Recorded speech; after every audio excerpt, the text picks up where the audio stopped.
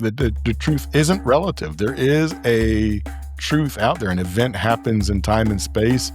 Whether or not we see it in one way or another doesn't matter. That event happened a certain way. And with enough data points, I think we can find the closest approximation to the truth as possible. LIDAR is pretty cool, but it is limited. Archaeologists like what we call last returns. And the last return is that last bounce off the ground. That's what we like. Yeah, I stumbled on it, and I just thought, this is something that really needs to be documented. It's interesting. People are interested in it. I use it as a vehicle to present real archaeology to the general public. One of the most common things we get asked, the D word. We don't dig dinosaurs. We screen every post that comes in. So the pseudo-archaeologists don't get to have their say. Have very different viewpoints on many things. But a lot of these issues are American issues. They're not Republican or Democrat issues. Welcome back to Elevated Thoughts, the podcast that's working to restore productive discourse between left and right. I'm your host, Cooper Simmons, and there's our show's producer, Mike Marrow. Tonight, we're joined by archaeologist Carl Feagans. By day, Carl combs U.S. Forest Service lands unearthing forgotten iron furnaces and Prohibition-era moonshine stills. But after hours, he's a watchdog against pseudo-archaeology, calling out the blockbuster claims like Cerutti Mastodon site that tries to shove humans in North America back over 130,000 years, and the never-went-extinct horse thesis that galloped its way onto national radio. Why do these headline-friendly stories spread faster than the painstaking fieldwork that can actually rewrite history? And what does good evidence look like when budgets are tight and conspiracy theories are cheap? Carl, thank you so much for joining us. How are you today? I'm very good. Thank you for having me. Well, we are glad to have you. And as you probably know, we found you on X because you definitely stay involved and engaged with some of the trolls whose name we've mentioned too many times.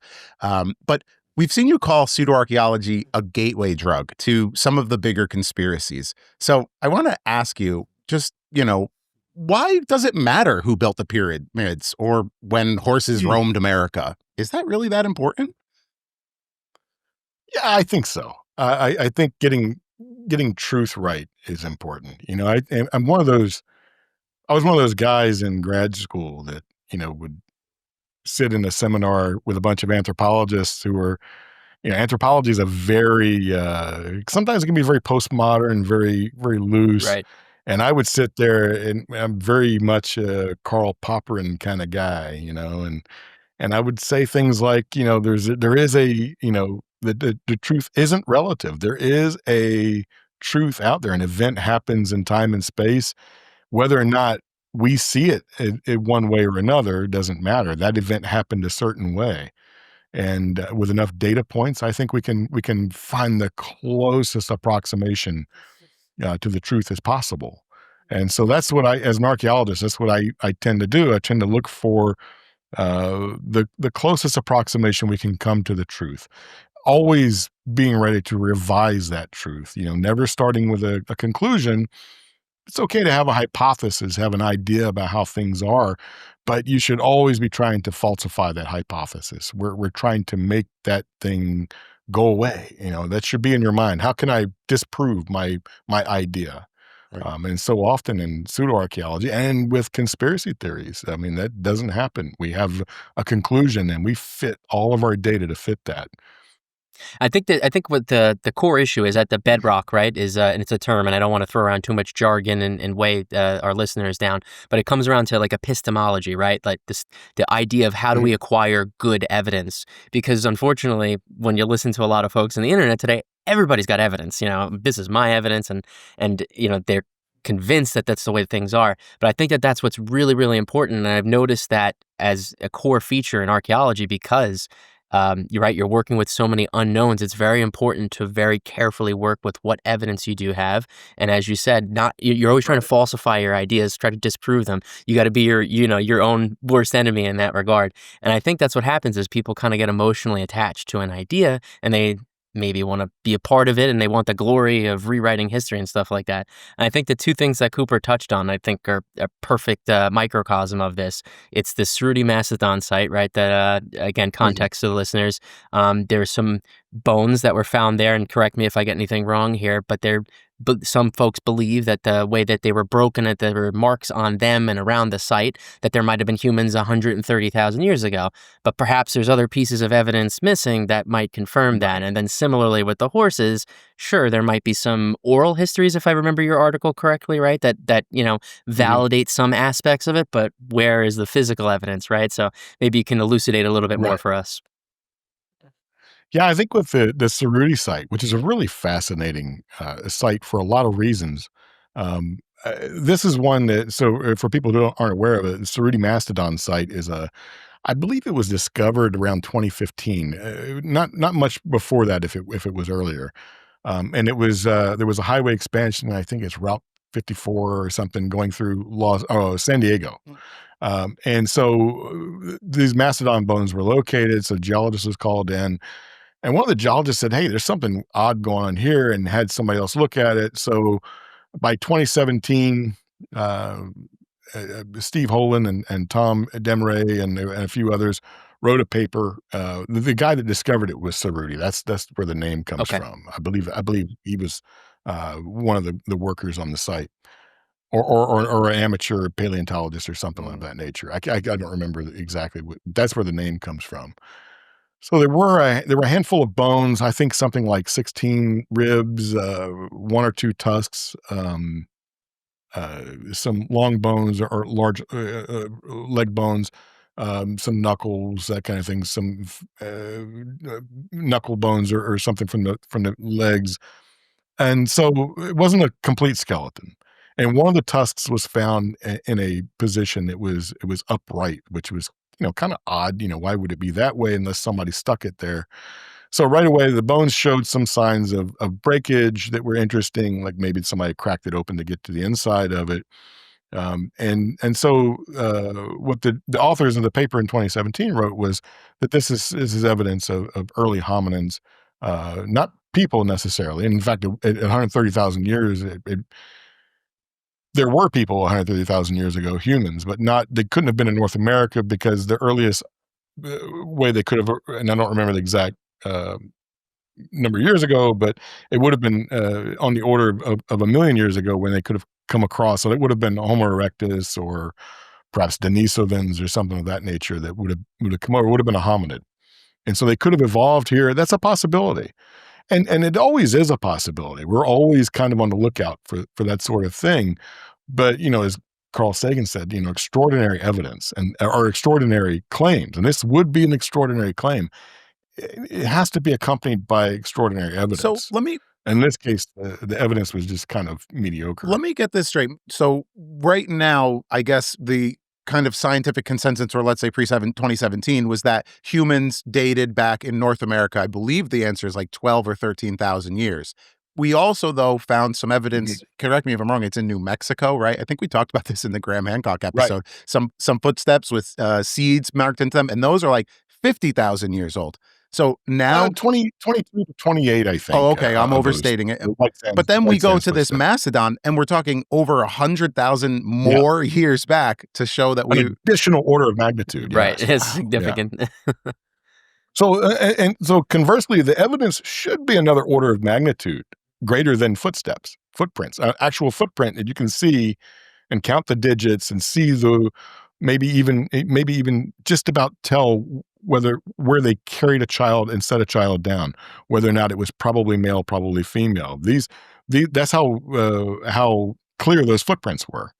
So what we have at the Cerutti site is some broken bones and a couple of cobbles, and there's no evidence really that it couldn't have been just the construction equipment that broke the bones. I mean, now they did some experiments and they found that there was some spiral fracturing, but I mean, I think it's possible. I think these could have been done by natural or modern man-made causes by the heavy equipment. Same thing with the cobbles. I think those it could very well have been heavy equipment or the buckets moving those cobbles around. See, so Go I ahead. want to actually be clear though, Mike. Sorry, I'm actually curious. Do you find that Cerutti Mastodon site is an example of pseudo-archaeology? For example, is it harmful to say, "Hey, I believe this. I want to believe this," or is it just kind of anti-science because there's not enough evidence? Is it harmful? I guess is my question. I think that's on the that would definitely be on the fringe in my mind. I mean, I think it's exciting. It's an exciting site, and I think it should have been people should have had their should have been a little more open minded about the about the skepticism of it. But I don't think it's I don't know the harm that it's created. It would be kind of hard to pin down what the harm might be to believe that, yeah, it's true. I want to believe that is true. I mean, I think that'd be exciting. Sure. It'd give us more places to look, more things to look for. I mean, not that we're not already looking for these things, but I think one of the biggest things, the biggest lack of evidence for it that I thought was carnivore and scrape marks. So humans or hominids are going to, if they're going to eat the bones, humans are carnivores. So they're going to take the meat off and they're going to scrape it off with something, maybe another bone, maybe other rocks or cobbles or scrapers. And the fact that they had really good lithic material nearby that it would have been really super easy to chip into a scraper. Scrapers are not high technology. Anybody can figure, I mean, you can figure that out. Right. Right. So, I mean, just one that was already naturally had an edge Sure. to it would have been I don't have to perfect. be Not a just a I big don't cobble have to be a cracker. professional stone napper to make a Yeah. little scraper. Yeah. Yeah, you sharpen something up on against another rock and just scrape the meat off. Those scrape marks should have shown up on the meat if it was completely scraped. And even after it was completely scraped, the bones were clearly abandoned for time to take over. There are no carnivore marks. And they found dire wolves, skeletons. They found other animals, wolves and saber-toothed cats and things of that nature nearby. Those carnivore marks should have been there. Beetles eat a phenomenal amount Right. of meat left on bones, and they leave little tracks. And so we don't see that. So in my mind, it's the more likely explanation is an anaerobic environment of some sort. It is San Diego. There's earthquakes, and it was considered a stream bed. So it's not inconceivable that there was some sort of a liquefaction with an earthquake. And with I don't know if you ever heard of liquefaction, but when the ground shakes, the molecules of sand that were tight together, they become loose and behave like a liquid, and heavy objects, dense objects, tend to sink into it.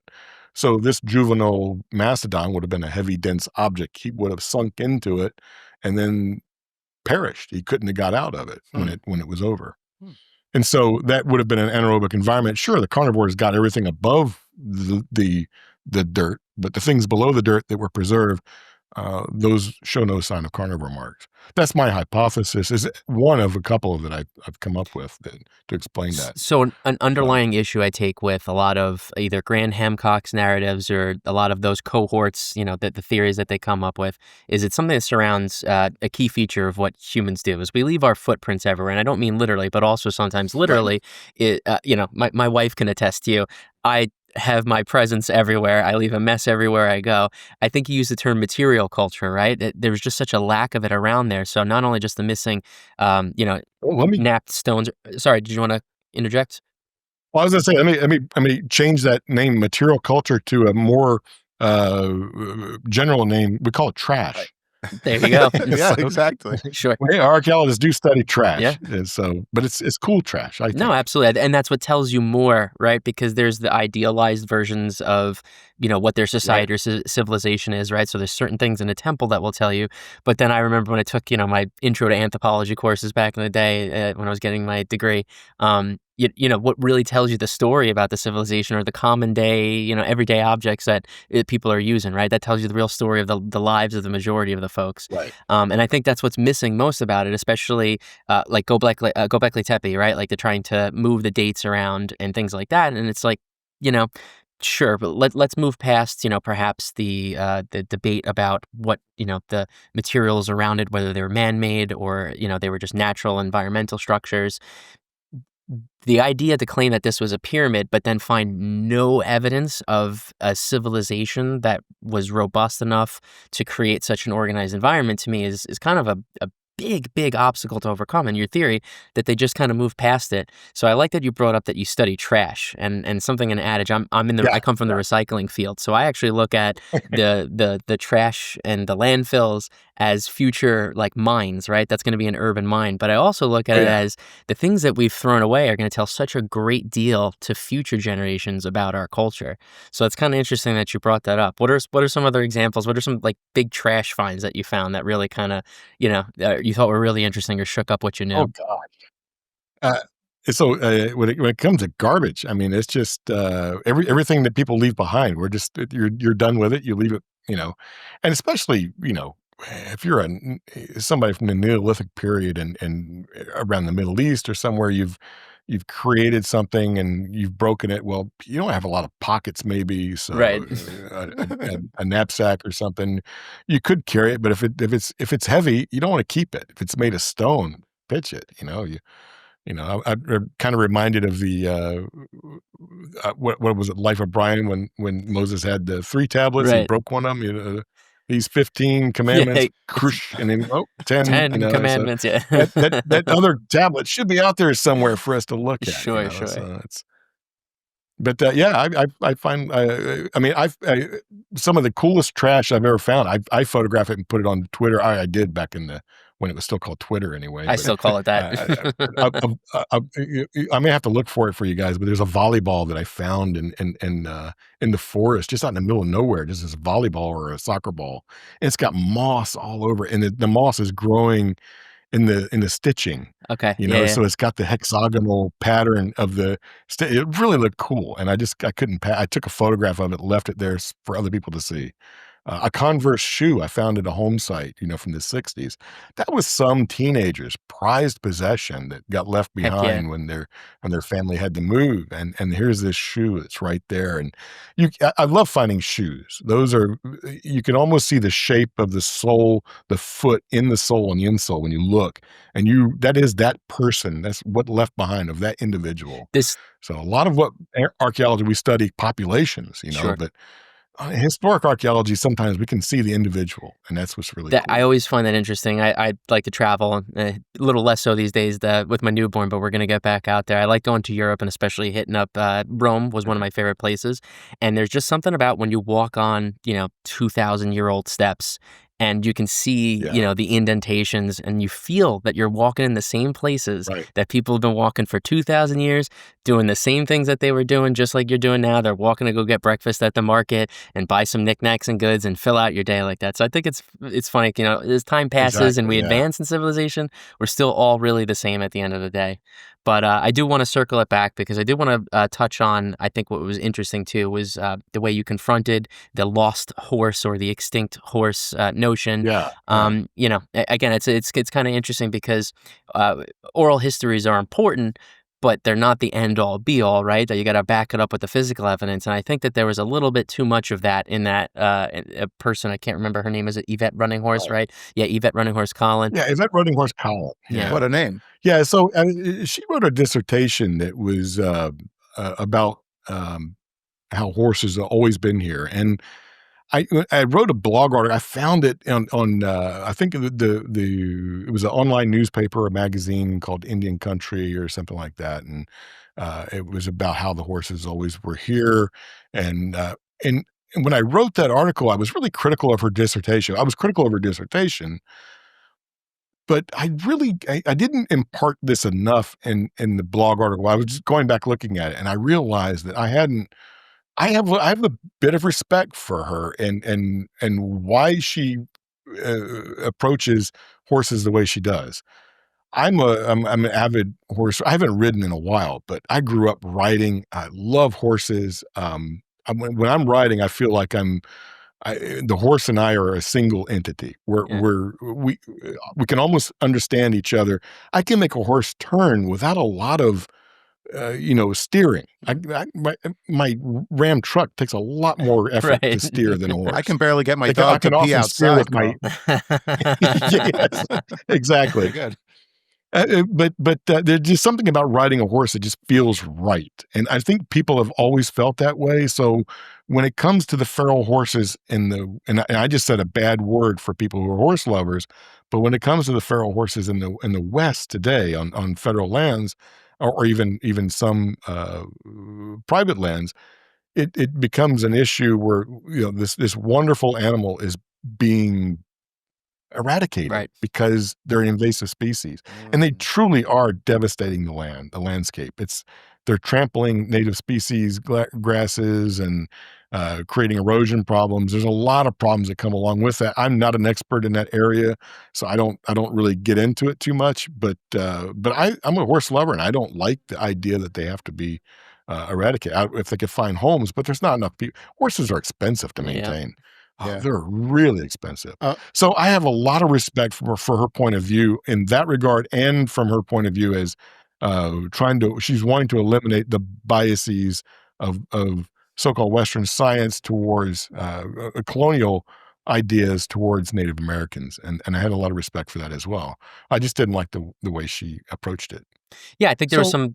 But You were about to say I just something. want to clarify. I So, was gonna say you had a question. yeah, I was going to clarify. So, horses were native to North America, then went extinct, but then were brought Yes. back over Yeah, by the they were- Spanish.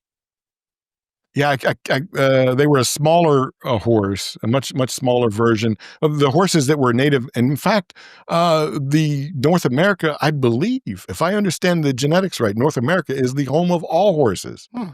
So the horse developed here in North America, and then it migrated westward across one of the land bridges before Beringia. There's been multiple of those. So it migrated and spread into Siberia and into or Eastern Europe, and then it was adopted by people, and then found its way back when the Spaniards came in the 13th and 14th centuries. When the Spaniards show up, they bring horses with them. Right. And so that's where the modern horse is from those lines. And the genetics show that, which is ironic because I think she hasn't, she was actually on the paper that was written recently about that. And she was listed as an author, but I still think she holds that the horses have always been here. So that's unfortunate. You But use the that term doesn't lessen you use the term Western science. What does that mean? Mhm. I think it's a nonsense term. I think science, it doesn't belong to any geographical constraint. I don't think there is an east or west, we talk about the global south and the north and the west and the east, but when it comes to science, I like a definition that I don't know if you've ever heard these guys, the Skeptic's Guide to the Universe. Been a podcast they were podcasting when podcasting wasn't even a thing yet. These guys have been around for years and years, like 20 years Gonna now. have to check them out. Yeah, add it to my list of. Oh yeah, check them out. Those guys set the standard. What you're doing right now is old hat for We're these walking guys. the footsteps But of there's giants. Then it seems Taking it down, yeah. Yes, definitely. These guys are really good. But I listen. I've been listening to them for years and years. But Stephen Novella he's a neuroscientist, and he's one of the guys on the show. He's the host, and he defined science one time. I thought that was the best definition I've ever heard. He essentially said that science is just a systematic way of carefully and thoroughly observing the universe around you, nature, and then using consistent logic to explain the results or explain what you've observed. And that's it. You don't have to be an educated person with a degree to do good science, as long as you stick to those principles. It doesn't mean that you know all the literature, that you have to stand on those shoulders of giants. You have to know what they did, right? But you can do the basics and you can understand it. And it doesn't belong, it doesn't belong to the East or the West or the South. And I think it's a travesty that we don't make science more available to indigenous cultures and people around the world. But I can see how it can also be construed as a colonial approach. We're bringing our idea of science and throwing it on people. when we just have to be careful how we do it. We have to approach it with we're making making it accessible. You can choose whether you want to do it or not, but we find that it works really well, and it sends us to the moon. Sure, that's definitely probably a narrative that fits well within the very progressive end of the left end party, at the left wing party that I identify with.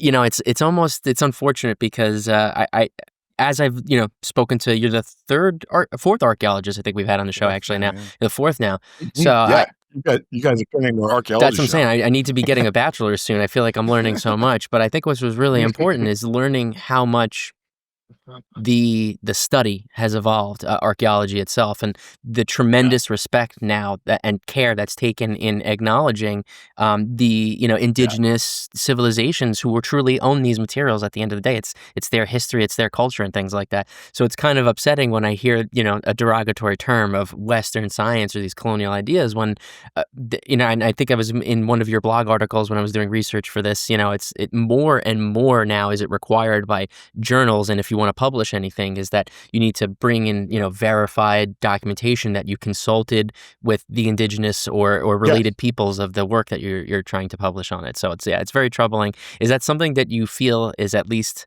do you feel it's a problem that it's growing, or do you feel that the field of archaeology is doing a good job of demonstrating the respect? I think there is an old guard. I was there at one of the organizations that made a lot of waves with this was SEAC, Okay. the Southeastern Archaeological Conference, Okay. and I was there in the room the year when they decided. They'd already decided we're not gonna reveal images of deceased people, skeletal remains. We're not going to show these things. We're not going to show images of items of cultural patrimony unless they have thoroughly been vetted by the tribes, and the tribes agree and they want this to be shown. And so they that was an editorial thing that their journal did. And then a couple other journals are following suit with that. And it created an uproar. And almost half of the organization, well, I'd say under half, was opposed. And then and about half or more than half, clearly it was more than half, Sure. were all for it.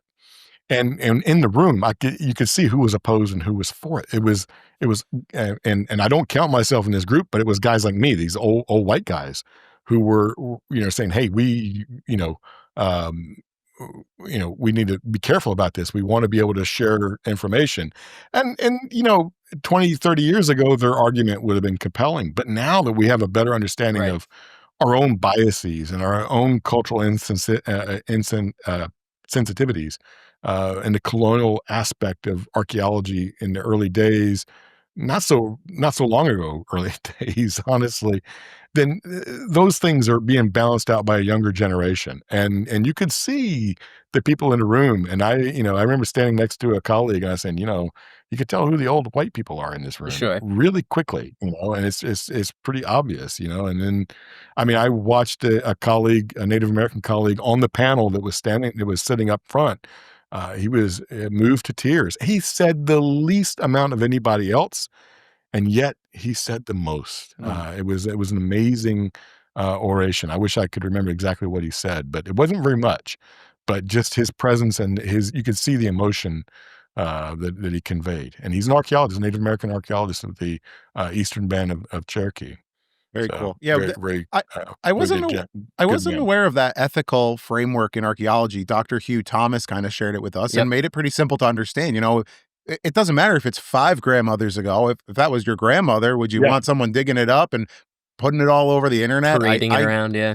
I didn't even think of it that way. So it's definitely a cool thing. But Yeah. one thing I guess we could jump over to.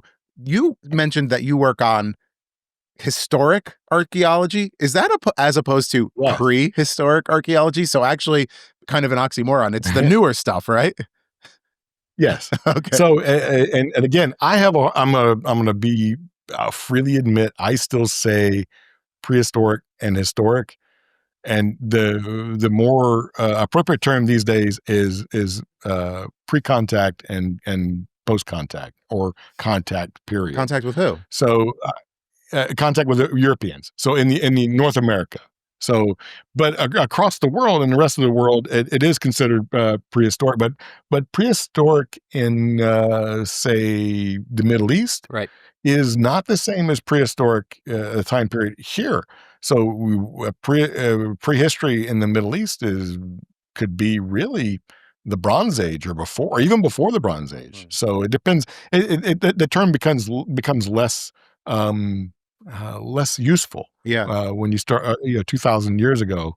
But here in the United States, it's roughly about I guess about maybe the 15 1600s when we started having Spanish explorers come across. I think the and writing evolving things down. language is a testament to the lack of the old guard in archaeology, right? This is what all the pseudo-archaeologists say is, oh, the head archaeologist said what to think, so now you can't go against the orthodoxy. But Yeah, just the fact yeah. that, some archaeologists choose to use these terms, Western science or civilization is a term that's not used. I mean, it just shows how evolutionary the whole field is. And it's like a ridiculous idea to think that it Yeah, doesn't move. Every time I hear one of those guys say that kind of thing, I go, "Well, you definitely weren't at the SEAC meeting that I was at when, Right. there's clearly the old folks were against the young folks, and that's a cat, by I the was way. going It's to not a say, oh, snake. wow, what is that? It's like- my daughter left me her cat about 6-7 years ago when she went to college, and now she's graduated. I can't give her back. Yeah, it's you too can late try now. it back, So now, digging back to my sixth grade social studies here to remember definitions, but so the distinction between history and prehistory is the existence of written records, right? Is that what the defining Yeah, one? written record. So yeah, exactly. So it's exactly. very different, right? Depending on the culture when they started actually creating written records, which I think is interesting because then it kind of ties back to the oral histories and written Right. records. Those are some of the strongest pieces of evidence you have as as There are fallible people as who it will possible. maintain that this is there are people who maintain that oral history is as good as written record, and I think, in many cases, that's true. I think, I mean, if you take, the Iliad and the Odyssey, for instance, there was I'm trying to think of the gentleman's name, Milman Parry, I think. He, hypothesized, and this is going way back when I was doing my thesis work, but he hypothesized that Homer, when he wrote down those stories, well, they weren't probably his stories. They were probably oral traditions Yep. that had been passed on for at least a few generations.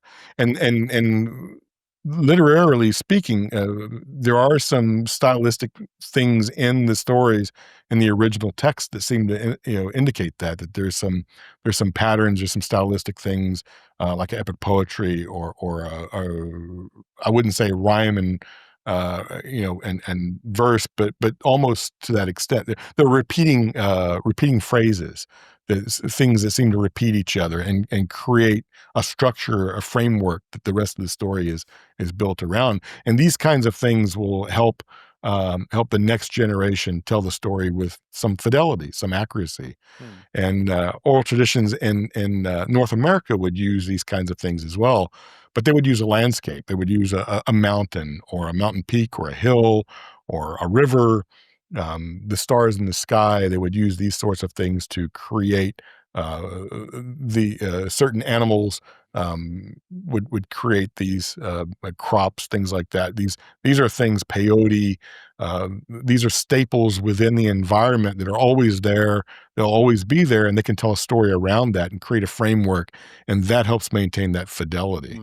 But like all, like all stories, there is a weakness, and that's people. Exactly. I see two sides to the coin, right? If you trust the oral histories too much, then you risk ignoring what the real evidence on the ground is. But then if you dismiss them because they're not hard evidence, then you risk diminishing the experiences of the indigenous and those legends that kind of guide, right? Like sometimes I'm sure you use these legends as a roadmap to get to the next whatever the milestone in your investigation of your dig. I think that's a great analogy, a roadmap or a structure, something to guide you, and I would say that while you want to take oral histories with a grain of salt, you want to take the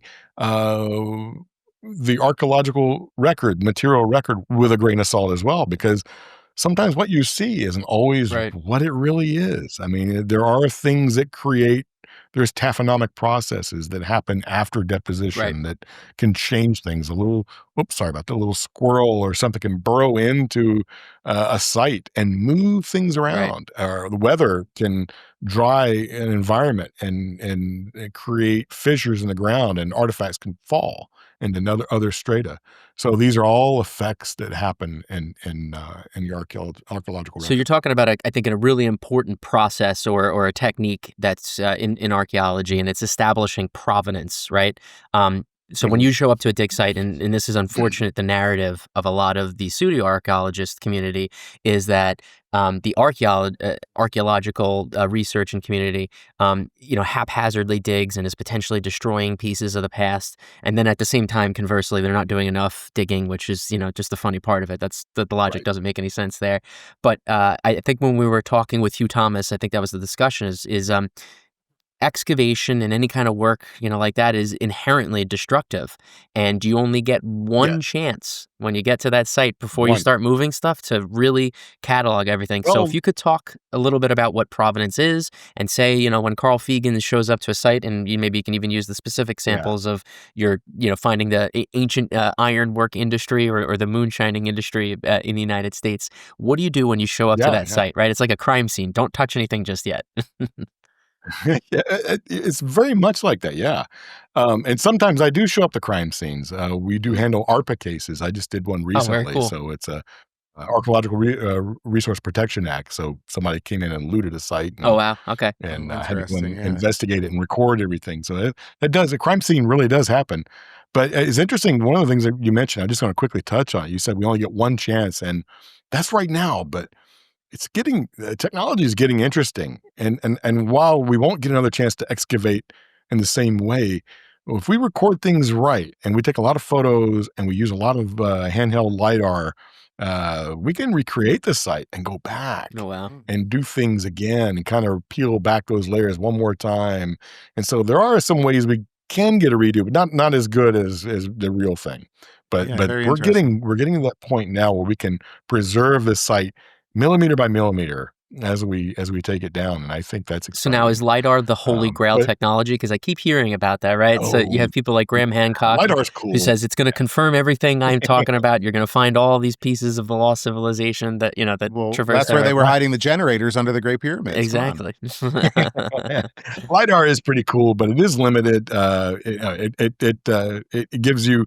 We archaeologists like what we call last returns. Everybody, all the silviculturists, those are people who study trees. They like, they like returns at the top of the canopy all the way down into the canopy because they can see the health of the forest. Okay. We like the last returns. We like the stuff and the last return is that last bounce off the ground. That's what we like. And so we're really concerned with that. But those things can be, with really good LIDAR, you can see things that are maybe 2-3 feet, and tall. So maybe a well or the mounded edge of a road. But you're not gonna see things like pottery on the ground. There's no substitute for actually going to the site and digging some shovel tests or just walking the surface and looking at the artifacts on the surface. But you asked, what is it like when I go to a site? So yeah, let's use historic archaeology for an example. I think it's and this is a unique method that I don't think I developed it. It just seemed to be common sense. I'm sure other people do it, but we go into let me just kind of backtrack.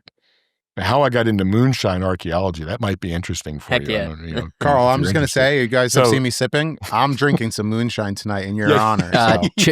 Chipper Jones and Company, if you're listening, we're looking for sponsors. So. That's right. Yeah, in fact, I should be drinking. A friend of mine, Jimmy Knight, here in near Golden Pond, he has a distillery. I should be drinking his moonshine, but every bottle I buy from him is a collector's item, so I don't want to drink it. Oh, interesting. Yeah, he only does limited runs, huh? Well, no, he does some major runs, but not every bottle is collected, but he does these little small bottles with the picture of an old time moonshiner on the front because it's been so many years they don't have to worry about getting arrested. The statute of limitations sure is there, so. Right. But he calls it the Legends series, and they're really cool bottles. I've got like 3 of them so far. So Casey Jones is on some of so them, I'm sure. Casey Jones is, if he's not, he's going to be soon. I can't remember who the first one was. It might be Casey Jones, but Casey Jones is not the engineer from the train story. He's I believe, oh gosh, I forget his real first name. They called him Casey Jones. Casey might have been his middle name, but he was a self-taught engineer of a different, not a train engineer, but somebody who could build things. Right. And he built these stills that I find, these square style stills. Yep. And so what got me into this, when I first arrived at my forest, my boss had me, I was asking her so many questions. She had me go out in the hall and just catalog documents. So I go out in the hall and I'm cataloging, and I've come across this one sheet with a map and another sheet with it with a partial list, maybe 4 items on it and about 3 or 4 sub items under each item. And I go, well, this is interesting. And they're describing hoops and vats and a cistern. I said, I wonder if this is related to stills. And there's a map and there's some circles, but the numbers didn't match the numbers on the list. I was like, boy, wouldn't it be nice to, and the map was only a part of our forest. I said, wouldn't it be nice to have the whole map and the whole list? I was like, well, I looked around, didn't see it. And just I literally filed it away for the future. Well, about a year later, a colleague works in our fire shop. Forest Service is big about forest fire suppression, forest fires, and that kind of thing. So we have our own building for that. They call it the fire cache. It's where they keep all the fire engines and the hoses and shovels and all that stuff. He was cleaning out a drawer and found a sheaf of papers. And he said, hey, this looks like something that belongs to you guys. And so I picked it up and I looked at it, and immediately I recognized it as the complete version of the small version that I had, the one page. I don't know why I had who would have made just a copy of part of a map? Yeah. But I had the full version. It was the whole map. I folded it out. It was, a big long map, several pieces of paper taped together, legal size paper taped together, and then legal paper with the list, maybe 8 or 10 pages, 25 or 30 items, and about 3 to 5 sub items on each of those. So maybe 80 or so, 90 or so items on the map itself. They were all numbered, and they were related to work areas that TVA, the Tennessee Valley Authority, was there before the Forest Service. They had these work areas where they cut timber and all that kind of stuff. So when they would encounter still sites, they would mark them down. They were stills. So we picked one at random a couple of years later. I was like, wow, we really got to get out and do this, but we had so many projects going on. So we finally just one July, it was like 98 degrees outside and about 102% humidity. You walk outside and you're instantly soaked and sweating. Sure. It was a crazy day to go out in the field, but we didn't have anything else better to do, and we're kind of masochists that way, so we go out in the field and we said, let's go look for this moonshine site. We can park here and just walk in. It looks like maybe less than a quarter mile. We ended up walking around for like an hour, got turned around, but it turned out that the map was really pretty accurate once I figured out how it related to the topography on it was a contour map. Oh, okay. So it showed, it was pretty accurate. And so we go to this site and we find this collapsed piece of metal. It's all pushed together, and and it turned out that was a still. Wow. We measured, the straight sides of it, and wrote down all the measurements. There's a still like it in a nearby town. They've got it in a cage and it's filled with cement because it got stolen one time. When they got it back, the sheriff made them fill it with cement. But it's on display. It's a square style still. And we measured it. The measurements are the proportions are the same. It has the same kind of handles on the side. It's just not made of copper. It's made out of galvanized steel, which would explain why it got left behind as trash. Yeah. If it was made out of copper, at the very least, somebody would have picked it up and said, "I can recycle that." Scrapped, yeah. So we look around. There's woven wire fence. There's barrel hoops, and so I come back with a couple of interns about a year later. And we use leaf blowers. We gently blow the leaves off. These leaf blowers are steel makes the really cool Magnum leaf blowers, your backpack leaf blowers, but you can control, you can control how much air comes out of it and then how you point it. So you can, if you start blowing artifacts around, you just kind of ease up a little bit and just blow, the idea is to blow the leaves off and show the surface of the ground. And so we do that, and then we record everything. We haven't dug at this site yet. We haven't done any subsurface. That's my next thing. I'd like to do that this year. But we recorded all kinds of stuff there. We found a piece of pipe. We found that later I found was probably part of a burner, and that was through oral tradition. Ethnography told me that. We found a bunch of woven wire fencing, which a colleague of mine, he also he works for one of the big distilleries here in Kentucky now, but he used to work for the Kentucky SHPO's office, the State Historic Preservation Office, and he gave some talks on distillery, clandestine distilleries and stuff like that. So I went to a local university and watched his talk. He talked about the woven wire fencing. He said, I find this all over the place at these still sites, and we think they probably put a pig in it to eat the mash.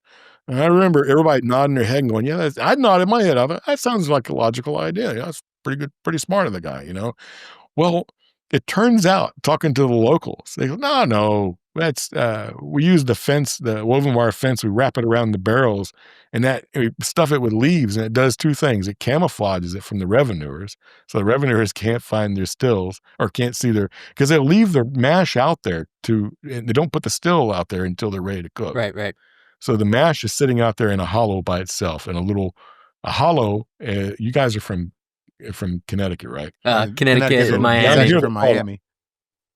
A holla or a hollow is a small valley between drainages where people tend to live and farm. Got it. And they can be anywhere from a few hundred feet to a large community can fit in them, but they call it a hollow or a holla.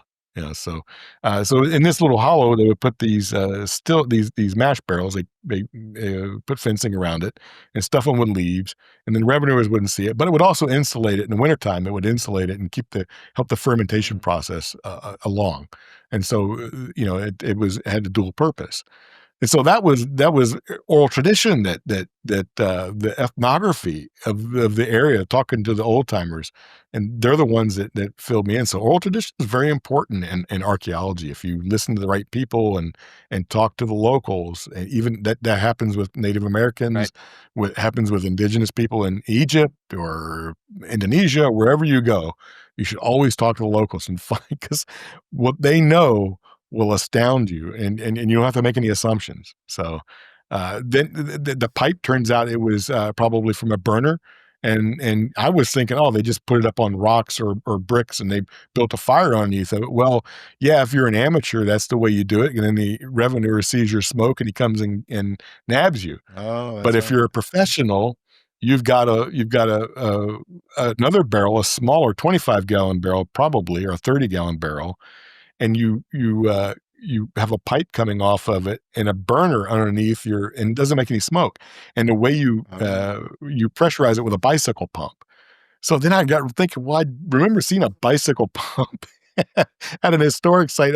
For the life of me, I can't remember which one. Oh my God. But I have seen one or two bicycle pumps, and now I'm on the lookout for bicycle pumps everywhere. That's funny. So, interesting. It's like the opposite of Native American smoke signals. It's like we have to figure out how to keep these smoke down. Wow. So let me get this straight. Yeah, moonshine's illegal, right? So are they building these stills like just outside of town, or are they like deep in the woods to hide this? Mm-hmm. Both. Yeah. Okay. So basically everywhere. everyone kept drinking throughout. I've heard stories where they have had stills in their house. You try not to do that if you can help it. Sure, yeah. Because if the revenuers bust you at your house, they can seize your whole house. Yeah. Right. Even back then, the seizure thing was real. Even back in the Prohibition, they would seize everything. So they would seize vehicles and all that kind of stuff. So in theory, they could seize your house if they wanted. I don't think they did, but they could. So you tried to separate that if you could. But I have heard stories where they had the still going in the house, and the wife was stalling the revenue while he and his buddies were sneaking the parts out the back, he's like, why do you got smoke coming out of your chimney? It's a little warm. She's like, oh yeah, we're just cooking or whatever. Right, So, right. and he's trying to sneak the still parts out the back, and they're running out the back, from the revenuers. But yeah, they would hide it in the woods. And so they would put the mash barrels in 2 or 3 places. And then they would bring the cooker in a small, that's one of the reasons why the cookers that we have here at our forest are square, or the rectangular, because they fit neatly in the back of an old pickup truck. They have handles on the sides, and when they're empty, they're pretty lightweight, and you can just slide it into the back, and then you take it apart. It's modular, and so when you can put hay bales on it and cover it, and you just kind of tootle on through town, and then you go to the next hollow, and you pull up in there, and you carry it all in to your spot. You set it up, and you're near a spring. They're almost always near a spring or a makeshift cistern. Sure, you need some water, yeah. Or near a creek. You need water for the condensation process. So they'll get everything going. They put they seal this modular, so they put it together, and all the seams they seal it with and I learned this from ethnography. They seal it with flour. They make a paste out of it, seal it around. When it heats up, it bakes, Sure. and so you have a Wow. gasket around it. And if it leaks, you'll see it. You'll see steam come out. They can put a little more flour on it and seal That's it funny. again. And then when it comes time to take off, they just chip it off, and you can find old stills with a little bit of flour residue on it still. How about that? And I'm in the elevator business. it's, Next time we have an oil leak, I'm going to go with a bag of flour, see if we can cook it up. Get So- some flour and coagulate. A little context for me. I'm a third generation scrap metal recycler, and now my professional work is in like electronics recycling compliance. So I can't tell you, as we were discussing, trash is really history, right? My dad working in a junkyard and me working alongside of him. I can't tell you how many cool knickknacks and things that people throw away, but that were just iconic pieces of culture. Be it a 70-year-old fire extinguisher. But what's very interesting is he always kept on our deck and learn and doing the research for this episode together. It kind of brought back a bunch of flashbacks. He used to have a bunch of those copper stills that people would bring in. They're trying to sell it for $3 to $4 a pound, and he's like, he obviously would buy it, but he's thinking this person's crazy. He has no idea that he's giving away like a piece of history here that's worth way more than the $25 I'm about to hand him to. So it's kind of interesting. And the name was floated earlier. It was Casey Jones, and it's kind of funny that you say that it's a different type of still. Could you tell us the difference of like his model and what were the benefits of it? Because my dad actually had a copy of one, because now that we I had read some of the show notes for it. Yeah, so it's a fantastic idea. He come up with 2 things with distillation. One was the still, and from what I understand, he may have borrowed that from rum distillers in Florida and down in the South. They may have used a square style, but I have yet to really find something that looks so much like his. I've seen some square stills in other places. I found them on the internet, from the 20s and other places. So they did exist. But the idea with the square still versus the gourd shaped still, rhomboidal, for lack of a better term, the round version, is because to get the same amount of liquid in there, it's and bring it to a boil. Well, you can bring their square still. It's shorter, it's larger, and it comes to a boil. It comes to the right temperature faster, and they can maintain that temperature a lot easier. Shallow.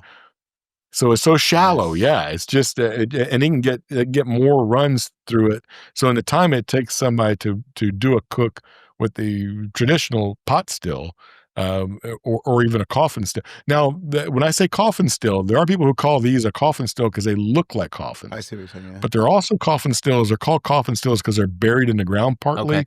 So it could be an old tub or something like that was converted or something like that. It's just because it's buried in the ground partially, they call that a coffin still too. There's 2 different terms for 2. They're same word meaning 2 different things. Right. I like to call it the Casey Jones still. Sure. Yeah. But that with the most the pot stills have another they call it a thump keg. So it kind of goes, the distillation process starts, the column of steam rises into the neck, it comes out to the lead arm and goes into another keg, a thump keg, and if you've ever heated up one of those little microwavable soups and you hear it go thump thump thump in the microwave, that's why they call it a thump keg, because Okay. it thumps because of the steam. It's thump thump. Sure. There's a steam release. It builds up pressure and releases it, and then it goes into another. It goes into a condenser, and it's usually a coil of copper tubing. You want copper for sure. Right. When the steam, the part where the steam happens, you definitely want Sure. copper. You can get away with other metals, tin or steel, at the part where it's boiling, but when you have the steam where the alcohol starts adhering to the metal, you want copper. Otherwise, you run the risk of poisoning, going blind. And you don't want to sell alcohol that makes people go blind, because you don't get too many repeat customers. There you go. Yeah, you won't get too many repeat customers. They won't be able to find you. Exactly. Right? It's one of the crack commandments. So the other thing that Casey Jones developed was a new kind of a condenser that, instead of a coil, a worm condenser, a coil of copper tubing, he created I guess scientifically it would be called a toroidal cylinder. Right. And if you had to imagine it, you can take a donut, and if your imagination can imagine taking the donut hole and making it bigger and squeezing the donut and then stretching the donut into a tall cylinder, and then between the outer edge of the donut and the inner edge of the donut, that's where the condensation happens. So it's hollow inside those two walls, and the condensation process has two sheets of copper that it can roll down and into an outlet, and so you have more surface area where it rolls straighter, faster. So you have the process happening much quicker. So they can a Casey Jones style still with the Casey Jones burner or condenser can probably do 2 high yield runs quicker than one pot still with a thump keg. And they have time to take both of them and run it back through again. Create a higher They'll get purity, a higher yield. Yeah, higher purity. They get a higher proof, but they can run it through one more time. They can empty their still out, put the product back in there, and then distill it one more time, and even increase the purity even higher, and it boils much faster. And so they can do that twice in the amount of time it takes probably a regular still to do it once. I'm curious, Carl, do they use this technology in modern day distilleries, for example? Like they're using we could do it faster and more efficient, and necessity breeds invention. In fact, Casey Jones's grandson has the Casey Jones Distillery. You can Google it. You'll find pictures. Casey Jones Distillery in Hopkinsville, Kentucky. It's probably 40 miles from me, 50 miles from me on the other side of the Lambton A piece Lakes. of living history. But he uses that technology. It's all modern though. He's got modern hookups to it. Well, it's sorry, Chipper Jones. We want Casey Jones, so we're going to.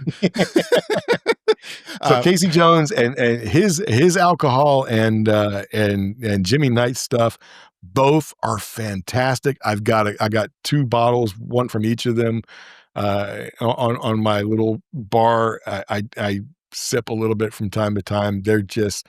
Both are just the smoothest alcohol. Those guys are producing some of the best stuff around here, and I mean, I don't know, I don't think they're competitors to each other at all. There's enough alcohol consumers out here that would go to flock to it. So they're both great guys, and they have great operations. Carl, really quick, what is your goal with Moonshine Archaeology? To just document the history of this? Yeah, I stumbled on it, and I just thought, this is something that really needs to be documented. It's interesting. People are interested in it.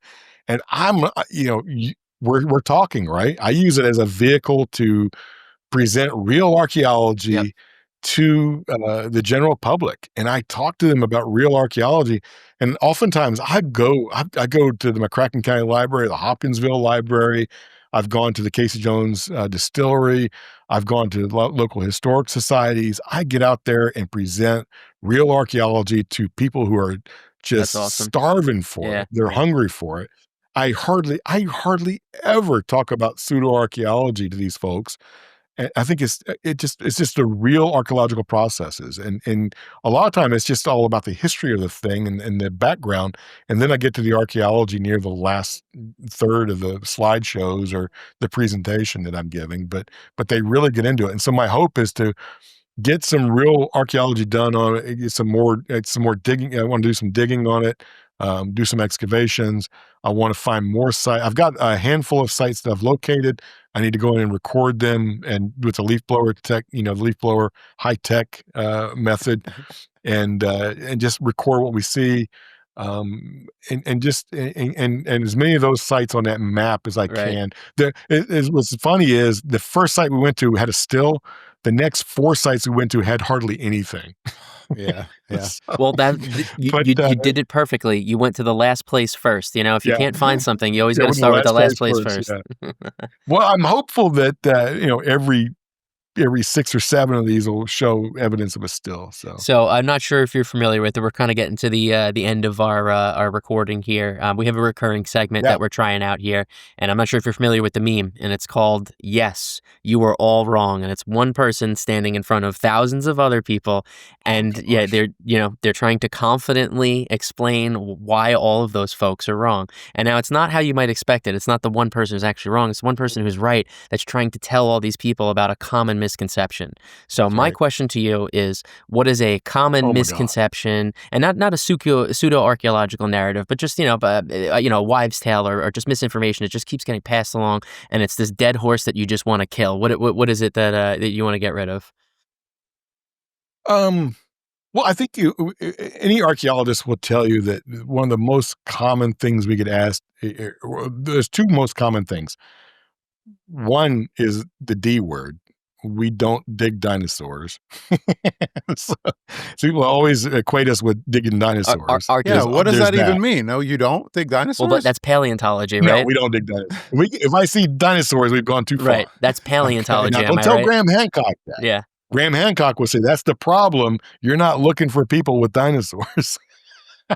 So, the ancient civilization and dinosaurs could be together. But, All right, I'm in one of the thousands. I'm in the crowd. I'm going to have to look that up myself. I yeah, don't we don't. understand. So we don't. Archaeologists don't dig dinosaurs. Those are paleontologists. That's right. Yeah. Right. We do some of the similar work. We use some of the same methods. Sure. We use stratigraphy. We dig the same way in a lot of ways. We use brushes and trowels and that kind of thing. Not studying They're digging in one set of strata. We're digging in another set. not too many studying of 100%. written records from the dinosaur period, right? Right, yeah. There's no historic No oral dinosaurs, traditions we can learn glean from. Yeah. contrary to some certain pseudo-archaeological beliefs. The other thing I get, and I think a big misconception with archaeology is that that we're looking for treasure, or that we're grave robbers, or that kind of thing. So people say, "Well, what's the difference between archaeology and grave robbing?" Well, there's a big difference. One is bad, Right. and it's not archaeology. Yeah. We rarely ever dig graves. We actually, one of the big misconceptions is that all we do is dig. Right. Oftentimes we don't dig. Yeah, right. The less you can disturb while still preserving and learning from the site, the better, right? So we have a lot of tools in our wheelhouse. The leaf blower, for one, that's kind of digging. I guess we're digging the leaves off. That leaves do become dirt eventually. But we use things like LIDAR. We use ground penetrating radar. We use magnetic resonance, electric resistivity, and Wow. conductivity. Those are reciprocal to each other, and so that's pretty interesting. And we can see things like graves on the ground and stone walls, and we can habitation zones for Native Americans. We can find those through their magnetic resonance, because people, when they live in the same place for a certain amount of time, they sweat and they push the ground down, and there's a new magnetic resonance. Hearths are built, and so those create things. So we can find those things without even digging in many cases. That's really cool. So we're not always excavating. Yeah. So that's a big misconception, I Well, that think. I was think those are very two great answers, yeah, honestly. that was really enlightening. Thank you. Yeah, that's something I had no And we idea. didn't hardly talk about pseudo-archaeology at all. That's great. You know, and then I think it's a good thought to finish off on here, and it's what I don't appreciate about pseudo-archaeology, and I don't want to just lump them all in the same category, but it's folks like Graham Hancock or Dan Yeah. Richards. It's almost a little lazy. Yeah, again, like you said, is you should be trying to attack your own idea. You should always be trying to prove the Yeah. false hypothesis. Is they keep starting from this conclusion, and to me that's so boring because I love the Yeah. discovery process. Right? There's nothing like a good. It's Right. like a narrative, right? It's you think you've got it. You're on the trail, I and then wait a second. This new piece of evidence kind of changes a lot. This is not how we thought it was, and I think that's what makes it so fascinating. And unfortunately, their ideas are never changing. Right? They won't move off of the hill that there was this Right. super well distributed, seafaring ancient civilization that hyper diffused this powerful information to these civilizations. Yet there's no material culture of it anywhere. But Well, we have Jimmy Corsetti saying, I was the one who got the olive trees removed at Göbekli Tepe, but he has blinders on when we show him the dig documents. Here's the excavation plan, brother. It's been there for years to take those trees out. So, yeah, I found that pretty quick back in the day, about a year ago when they were talking about all this stuff. I was like, there's got to be a heritage management plan for this. And I just Googled it, and sure enough, it was there. Imagine that, doing a modicum of PDF. research before opening your mouth. Yeah. I think when it comes to misconceptions, it's oh gosh, it was something I thought of. Anyway. Well, But yeah, pseudo-archaeology is they get it wrong. They do exactly like you said. They have a conclusion, and then they look for they cherry pick the data that they want Right. for it. So that's always that's an issue, I think. Oh, well, I think the big misconception is that archaeologists don't want these things to be true. right. We would love for the Cerutti Mastodon site. I would love for that to be hominins.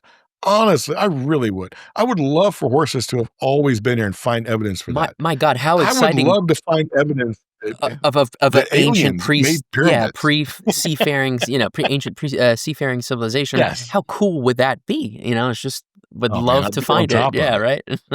Yeah, absolutely. Yeah, Well, I'd be on top of that. Carl, this has been illuminating, so thank you very much. Is there anywhere you want to direct people who are listening if they want to see more of your work? Or I can always put a couple links in the bottom. Yeah, I haven't started really the YouTube thing yet. It's been on my mind, so I've Don't do done it. a couple of videos. If you search for me, they're there, but I don't have the time. I don't know where you guys find time to burn the edit. candle at both ends. That's what I But found. I do write on a blog. I have a blog called hotcupofjoe.net or Archaeology Review, depending on how you search for it. It started out as a hotcupofjoe.net, and then the Nice. Archaeology Review is its current name. But I've been blogging about pseudo-archaeology and archaeology for about 15, almost 20 years now. Awesome. And my goal has always been to get things in writing, get it on the internet. So when people Google things like Cerutti Mastodon, or they Google the Fuente Magna Bowl, or they Google Yonaguni Monument, they're going to come across something with, my opinion, the Kensington Runestone. Yep. Those things are going to be out there. They can read about it.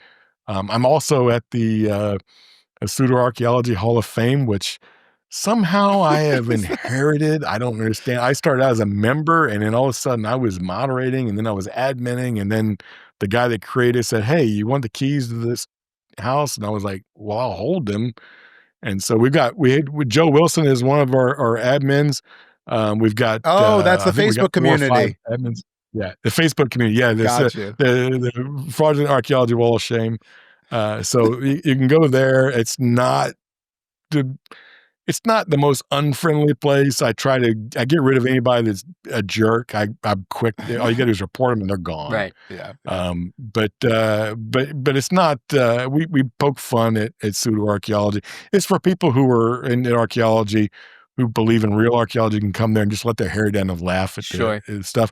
It's a public group. We let anybody look at it, but we don't let anybody post. Right. Oh, nice. We screen every post that comes in. Makes sense. So the pseudo-archaeologists don't get to have their say. That's right. Well, they'll call you I- gatekeepers, it's- but we're it's just not- going to thank you for your efforts. I'm gatekeeping the crap out of that one.